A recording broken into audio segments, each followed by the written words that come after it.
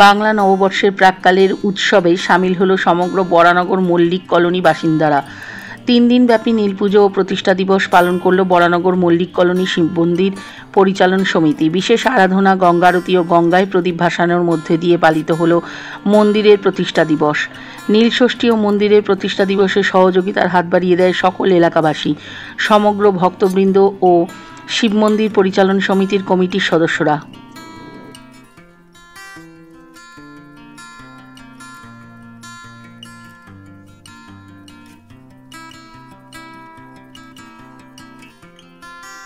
সত্যি অনেকে তো আছে যে হরিদ্বারে হয়তো গঙ্গা আরতি দেখতে যেতে পারে না।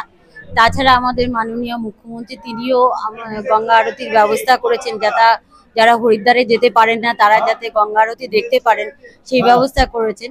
সেই কথা মাথায় রেখে আমাদের মল্লিক কলোনির সমস্ত অধিবাসীবৃন্দ এবং এই শিব মন্দির কমিটি তারাও এই ব্যবস্থা করেছে যাতে যারা হরিদ্বার যেতে পারবে না তারা যাতে সেই গঙ্গা আরতি এখানে অনুভব করতে পারে, দেখতে পারে। খুবই ভালো লাগছে। এটা হচ্ছে মানুষের ভালোবাসা। মানুষ আমাকে ভালোবাসে, আমিও সবাইকে ভালোবাসি। আমি এই মল্লিক কলোনি অঞ্চলের একজন অংশীদার বলে মনে করি, অধিবাসী বলে মনে করি। তাই এটা আমার খুব ভালো লাগে, তাই আমি সব প্রোগ্রামে বা সব অনুষ্ঠানে অংশগ্রহণ করি।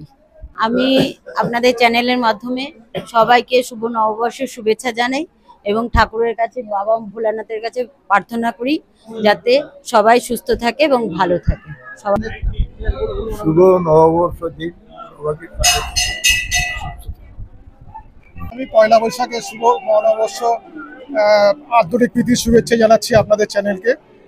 আমাদের নীল ষষ্ঠী থেকে বছরের শেষের উৎসব থেকে এবং শুরুর বছরে 2025-এর বাংলার হচ্ছে 1432 সালের প্রথম থেকে আমাদের 3 দিন ব্যাপী আমাদের যে মহা উৎসবের আয়োজন করা হয়েছে, তার মধ্যে নীল ষষ্ঠীর উৎসব, পরবর্তীকালে আছে আমাদের আছে পূজা অর্চনা থেকে আরম্ভ করে বাউল সঙ্গীতের গান, এবং আজকে আমাদের দেখা যাচ্ছে মহাপুজো থেকে আরম্ভ করে সন্ধ্যা আরতি, গঙ্গা আরতি এবং প্রদীপ জ্বালানোর প্রয়োজন।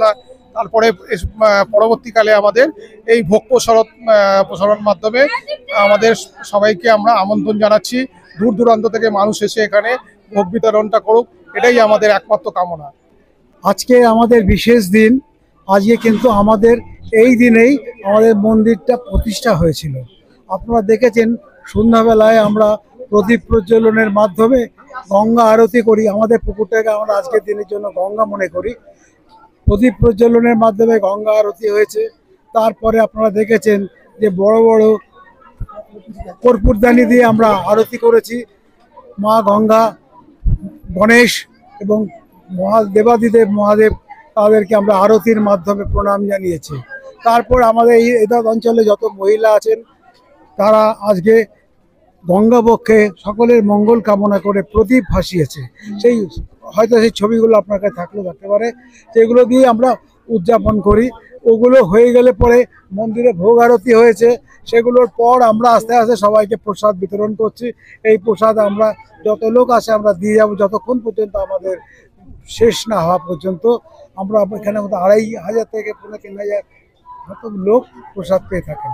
তা আমাদের এই প্রচেষ্টা আমরা চালিয়ে যাচ্ছি, ঈশ্বর আছেন। কালকে আমরা অনুষ্ঠানের সময় যেভাবে ঝড় বাদলের আশঙ্কা ছিল, কিন্তু আমাদের অনুষ্ঠান সর্বাঙ্গ সুন্দরভাবে আমরা করতে পেরেছি। একমাত্র ভগবানের আশীর্বাদ না থাকলে অনুষ্ঠান করা যায় না। এবং আজকে আমাদের এই সমস্ত কিছু অনুষ্ঠানের যে কাণ্ডারি, যে না হলে আমাদের এগুলো হয় না, সেই লোকনাথ শাহ মহাশয় আমাদের পাশেই আছেন। তার প্রচেষ্টা, তার যেভাবে সবাইকে উদ্বুদ্ধ করেছেন এই কাজে, এটা প্রশংসনীয়। তাই আমরা বলবো আপনারা আমাদের সবাইকে কভারেজ করে জানান আমাদের শিব মন্দিরের সম্পর্কে। এলাকাবাসীর উন্নতির জন্যেই এবং সবাই সুস্থ থাকুক, সবাই সফল থাকুক, তার জন্য আমাদের উৎসব তৈরি করা।